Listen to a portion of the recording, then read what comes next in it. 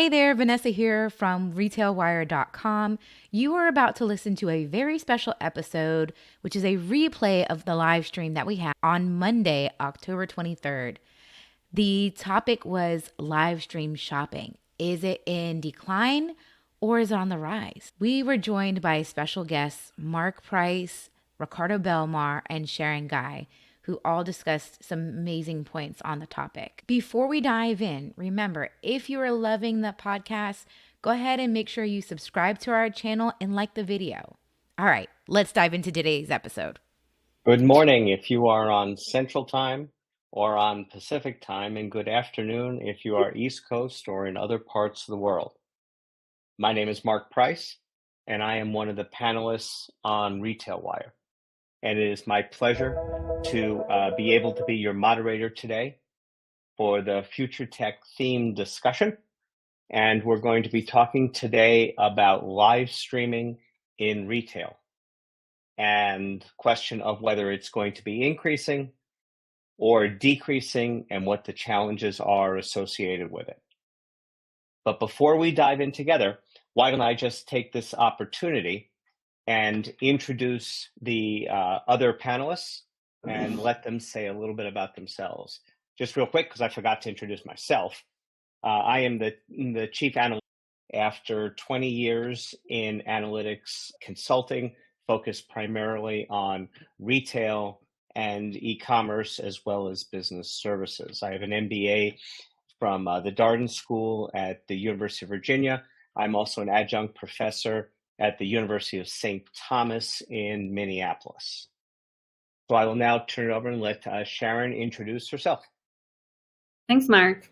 Hi, everyone. My name is Sharon Gai, and really happy to be here. So live streaming is a topic that's near and dear to my heart because when I used to work at Alibaba, I hosted one of Alibaba's very first live streams in Los Angeles with a celebrity at the time, and we'll talk all about that. But right now, I'm an author and keynote speaker on e-commerce, retail, and as well as the live streaming space.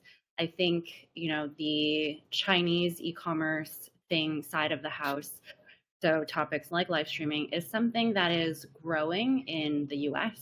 It's very mature in China. And my book called E-commerce Reimagined answers to exactly that. So today I'll be sharing things from the book as well. That is wonderful. Thank you very much. Ricardo, would you introduce yourself, please? Hey, thanks, Mark. Everybody, Ricardo Belmar. I'm currently lead partner marketing for retail and consumer goods in the Americas at Microsoft.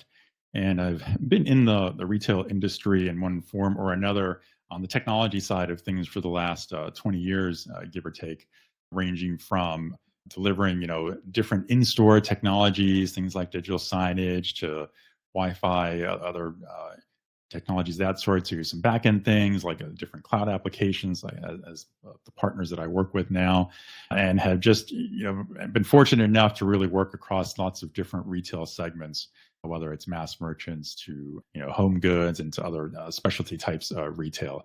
So just will say, for me, this is a really interesting topic because I happen to be a big proponent of live streaming as part of a bigger video commerce strategy. So it's been super interesting to watch which retailers are more open to embracing this technology than others. Great, thank you. And Sharon, given your experience in the Chinese market, why don't you ground us a little bit if you can, and give us a little bit of sort of the history of live streaming, and then maybe a few thoughts about where you see it today. Sure. So the live streaming phenomenon really occurred in the year of 20. At first, it was a tactic for a lot of sellers in the marketplace to be more competitive. So as you know, if you are a brand or seller on the marketplace, by throwing money in terms of bidding words and search terms and keywords, it's going to get really costly really quickly, especially if you don't have a very defined brand, if consumers aren't directly searching for your brand in this marketplace. So back then it was sort of a mechanism for brands to differentiate themselves. So instead of a two-dimensional product photo, which then evolved into a more 3D or more interactive video as something to show in your product detail page. These brands started to live stream. So they started to turn on a camera. And back then, there were no sort of these professional live streamers. That entire industry was not really made up yet. So it was just a store owner turned on a camera, started talking about his or her brand. And it slowly evolved into more and more professional live streamers coming into the scene. There's somebody called Via. If you Google her, she is the biggest live streamer in China. She no longer is active because she earned a lot of money. There was a lot of tax issues, so she's not really active as a streamer anymore. But now the big person in China is Austin Lee. We also call him the lipstick king. He actually used to be he used to be an offline store salesperson at the Estee Lauder counter, catching sort of offline foot traffic and saying, hey, do you want to try out this new lip color? There's a lot of these people in these professions in these shopping malls right on that first floor where there's so many different cosmetics. And that's where he trained a lot of his skills in terms of selling and getting people's attention. And so when he turned on his camera to sell lipstick online, it really took off. In China, we always try to figure out these different factors. Is it the person that's selling the product? Is it the brand that's really working? Is it the content or how they're selling, what they're saying that's really working? And that's always something that we're trying to figure out. So what is the formula for having this work? But now live streaming is a multi-billion-dollar industry. So within Tmall, and Tmall is Amazon, about 30% of total GMV is converted on a live streaming platform in a live streaming fashion. So that's a considerable amount of GMV. And it also means that as a brand or seller, you sort of can't ignore this phenomenon that's happening. So if you are not live streaming yourself, then you're probably losing out on some sort of business. And so that trend is something that I see gradually flowing over to Europe, to the US, to Australia.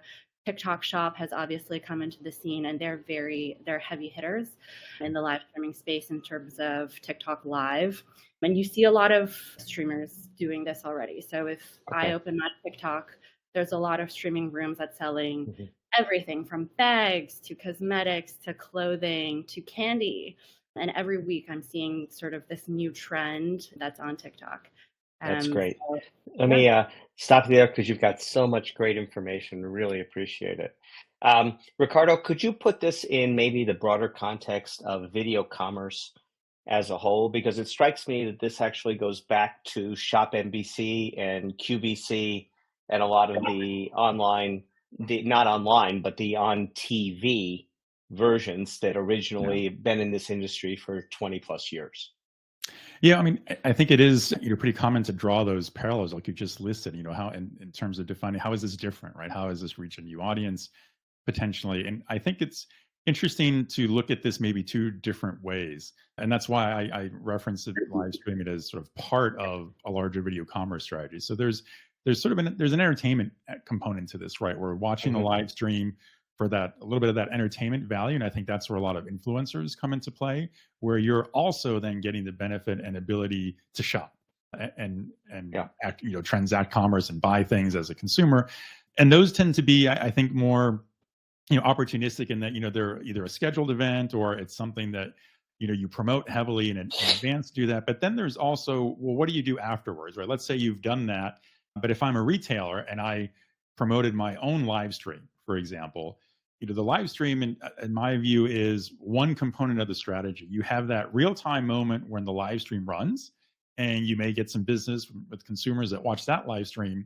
But now that when the live stream's over, why not repurpose some of the video that you've just generated? And it is a video that's a little different than just having a product video on a website, for example, right? It's not the same. But I've seen examples of this, for example, in the food space, particularly with, in fact, some smaller regional grocery chains have done this, where the live stream is about having a chef, for example, show you how to make a dish using ingredients you can buy in the store. Potentially, maybe even some of the products and tools that they use in the kitchen, right, to cook that dish, might also be available. But once you've Which, done Richard, that, is probably similar to what the Today Show and Good Morning exactly, America yeah, have been doing for years, where right, they bring a right, chef in, they have a series of featured products, hmm, and they're making all sorts of things with the products that are up for yeah. that day. Yeah. And that's why I think that the reuse of that is so important from the retailer's perspective, because now that you've produced that, why not make it accessible through your website, right, for subsequent viewings where you could still generate sales from that video?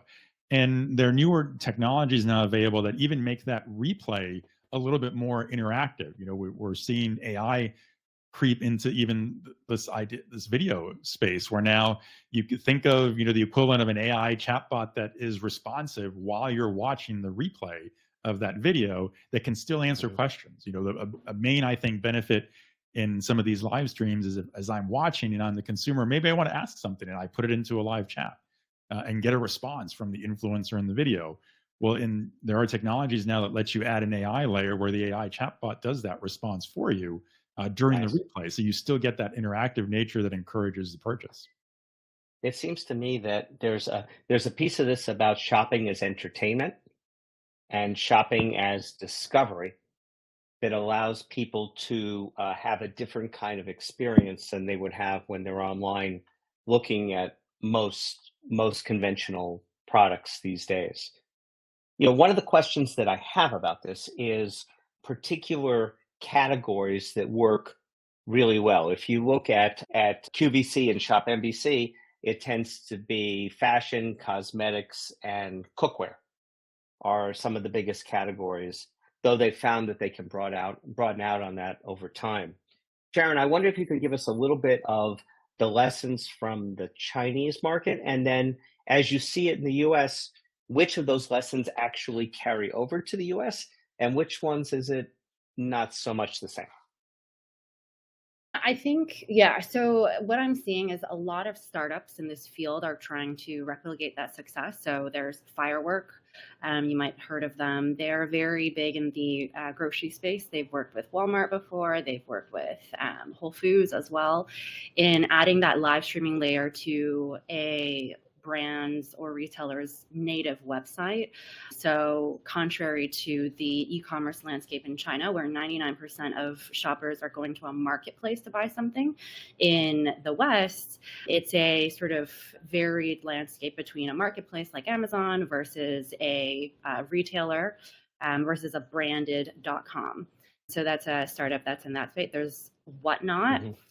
that's more focusing on a mobile strategy. So their sort of niche in the market is toys and collectibles. They've onboarded a lot of live streamers that have these coveted Pokemon cards, and that was the community that they brought on and had a sure footing in that space. And then you have TikTok, which is more cross category. So everything from fashion to beauty to little bits of sort of home goods or toys. There's also a lot of crystals that are sold on TikTok as well.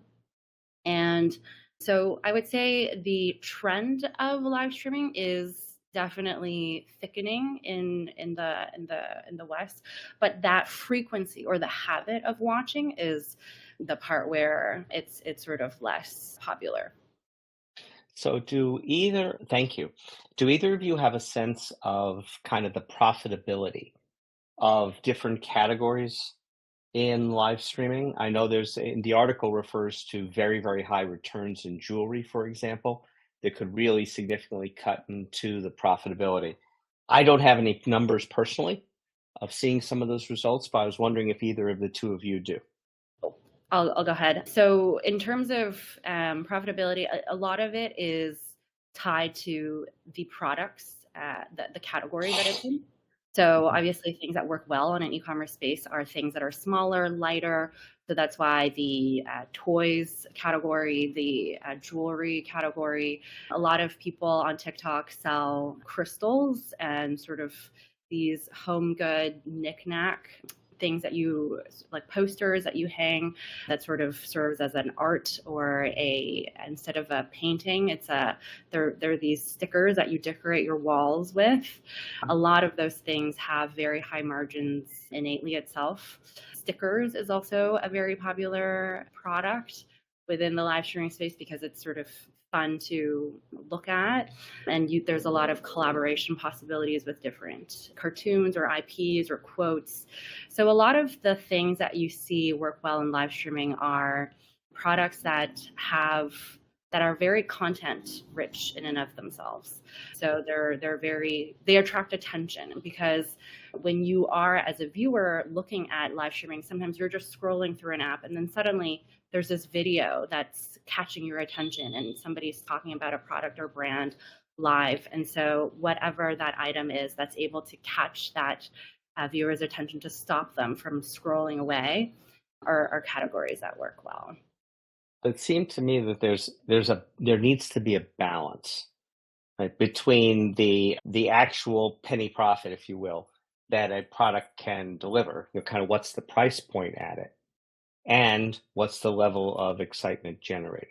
Because you can have a lot of excitement generated, and as you talked about with stickers, I guess the question that I wonder with that in the US is, can something like that achieve enough of a volume in a short period of time to make that as profitable as perhaps selling a little bit fewer of, for example, you might say crystal figures, or you might say pots and pans and hand protectors, or silverware, things like that might be kind of a little bit of a higher price point, perhaps a tiny bit less excitement than the latest cartoon or movie stickers, but could still have a lot of appeal. Does that make sense?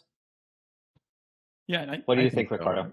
I mean, I would say this is where you kind of think about what's the entertainment value in the live stream, right? So there is, I think, very much a concept of what shows well on camera versus what's something that if you were looking at it in person, it may look and have a certain look and feel to you, and you may experience it a certain way, but that changes a little bit when you put it on camera, right? So I think you're right that you kind of have to have a story to go with it, to go with that live stream on camera, which speaks a little bit to the entertainment value. And I think what Sharon said specifically about, things that are content rich, I think is very true here, because if it lends itself to tell a content oriented story, it's likely to lend itself well, I think, in that live stream sales mode.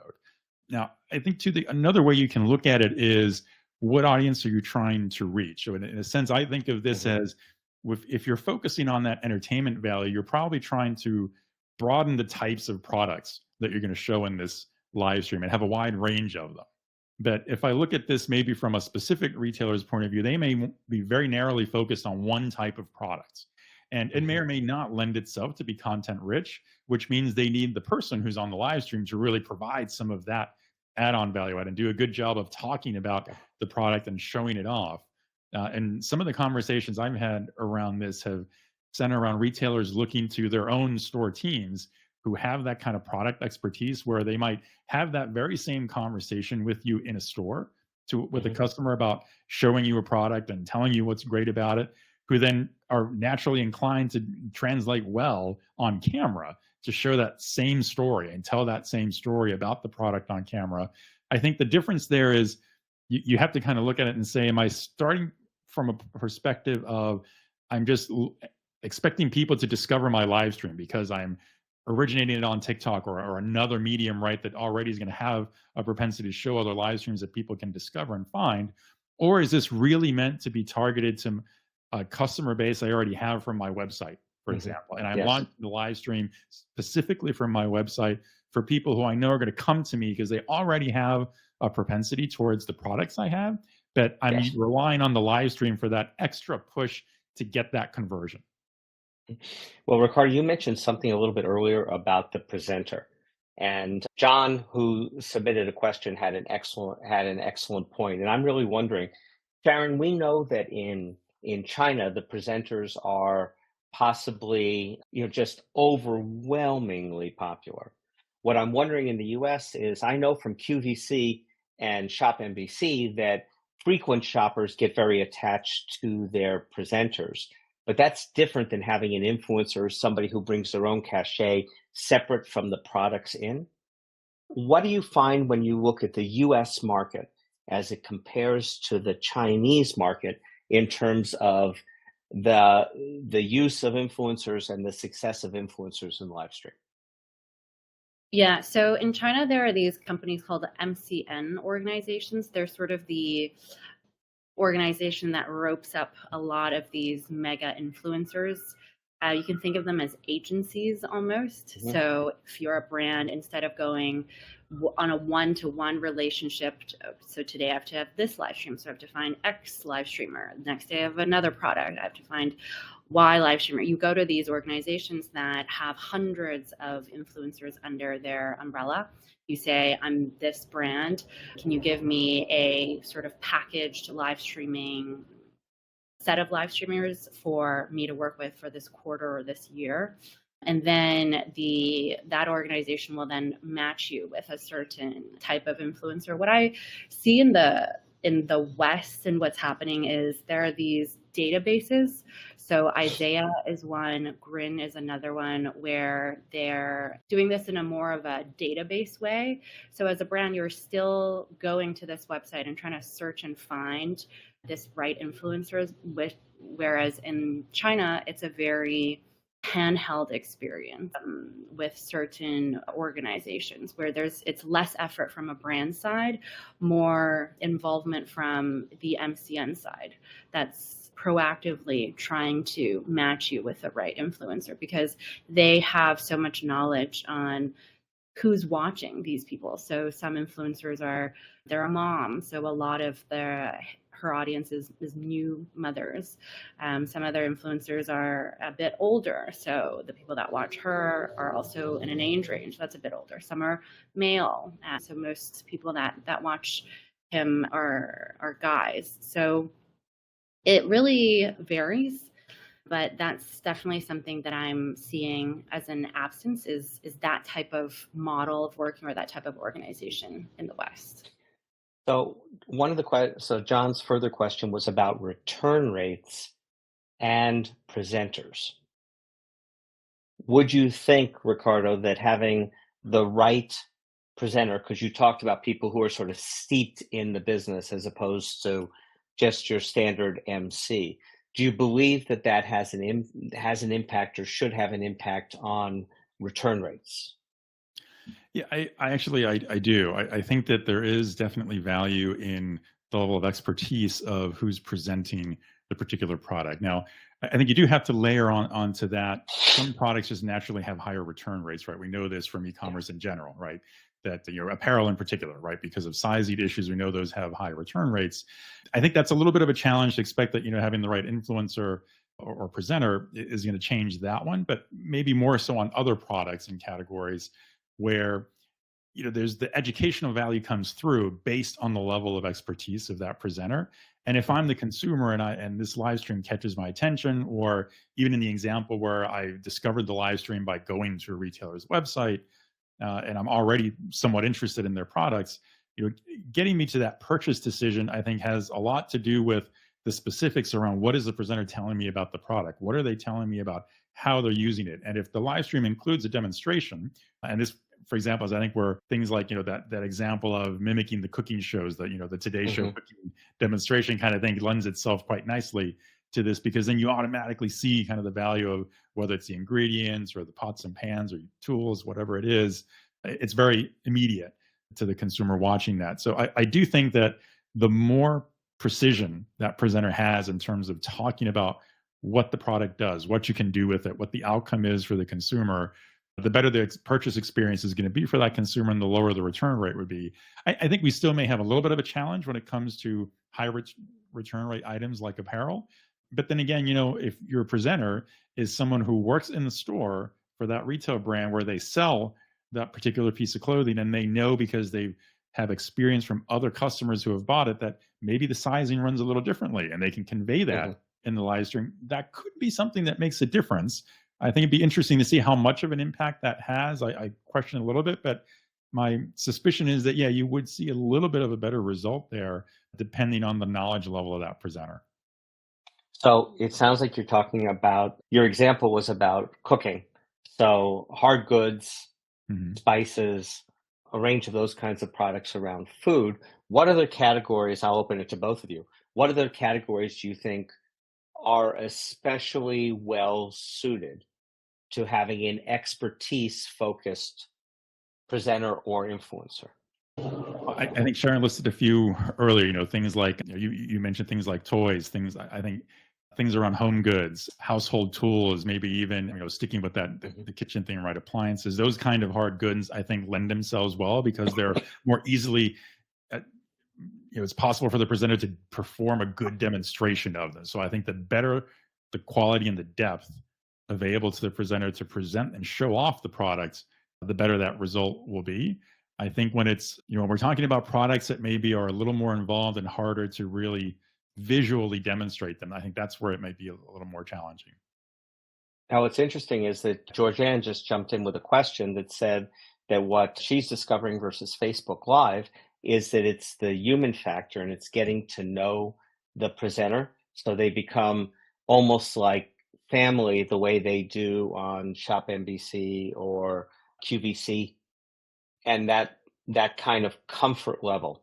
Sharon, as you look at it, sounds a little different than the Chinese market in terms of the level of connection that some of these frequent shoppers are getting or feeling like they get with the host. Is there a different kind of host that plays well here as opposed to China?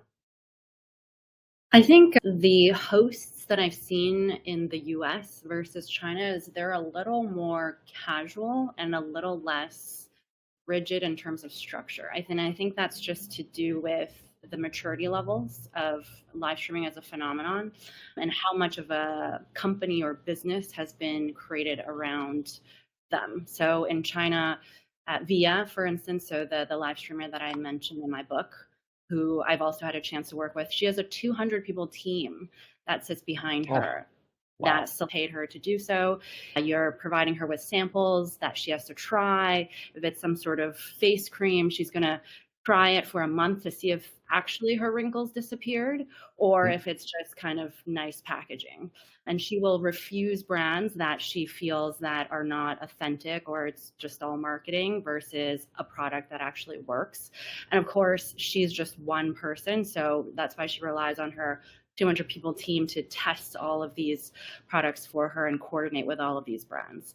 In the US, the streamers that I have seen and gotten a chance to work with, they're operating with a bit smaller teams.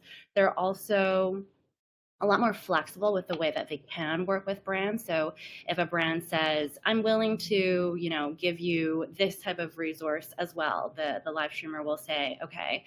And they're also a little happier to negotiate on rates, whereas the streamers I've seen in China are very rigid. So if you can't pay for that number, then I cannot work with you.